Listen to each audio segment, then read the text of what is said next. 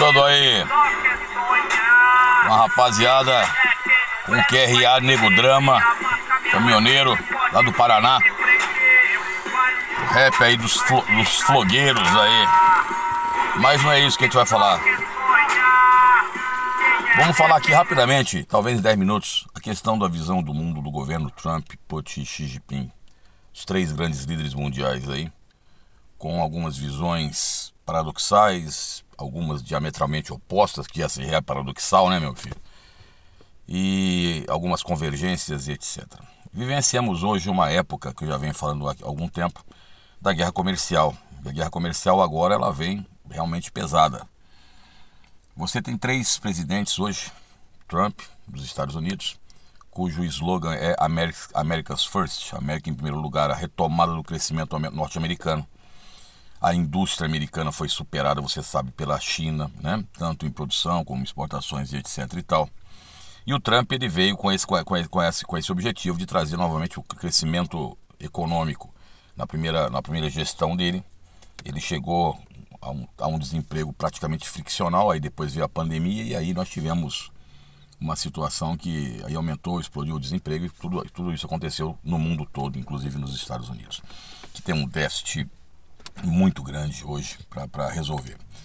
Por isso que ele deixa de mão, ele quer largar algumas organizações como a OTAN, que é a Organização do Tratado do Atlântico Norte, que os americanos foram um dos fundadores em 49, que não significa que ele não vá investir também na área militar. Ele já falou do interesse dele na Groenlândia pelo controle da Rota do Ártico, já deixou bem claro que o Canal do Panamá é área de influência americana e acusa a China de estar hoje manipulando o Canal do Panamá.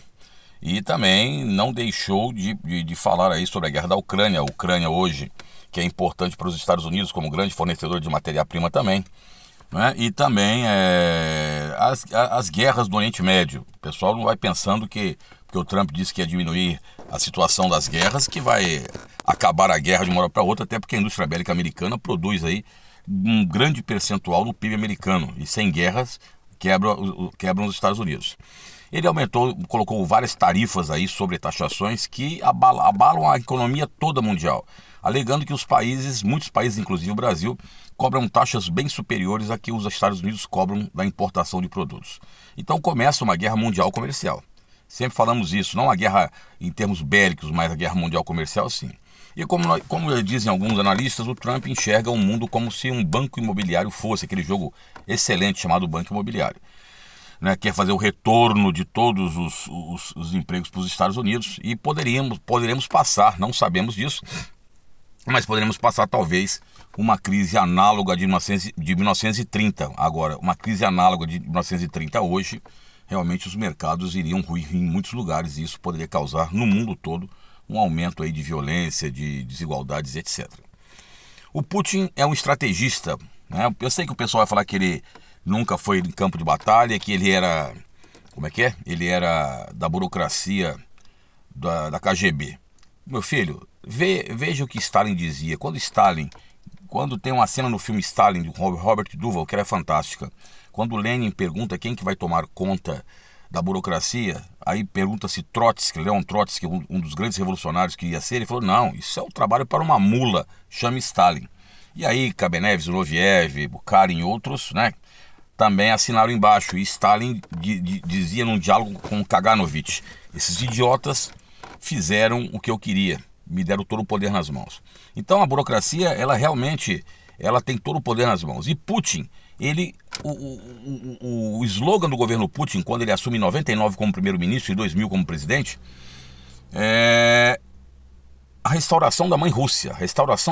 Então aí Putin sufoca as rebeliões do Cáucaso, Putin vai combater o terrorismo, Putin começa a retomar o crescimento militar da União Soviética, pega quase grande parcela de armas desativadas que foram na época de Brezhnev, que foi o auge da União Soviética, pega lá, compra uma tinta lá, pinta os foguetes e tal, repõe todo o arsenal atômico que hoje é temido também no mundo todo, e a Rússia hoje, que é herdeira soviética, vem fazendo cada vez mais investimentos militares. De burro o Putin não tem nada, então ele quer retornar novamente ao poder da antiga União Soviética. Essa guerra da Ucrânia, temos vídeos sobre ela. A Geórgia, que tentou ir para a OTAN também, levou-lhe uma bordoada. E depois ele quer a rota do Ártico, que é uma rota que é interessantíssima para ele. Putin vem fazendo um governo de coalizão com a China, muitas vezes, vindo para a África. Na África, hoje, os exércitos e a indústria militar russa vendendo muito lá. E na América Latina, principalmente a Venezuela e Cuba. Cuba restitui as suas ligações, né, com Putin.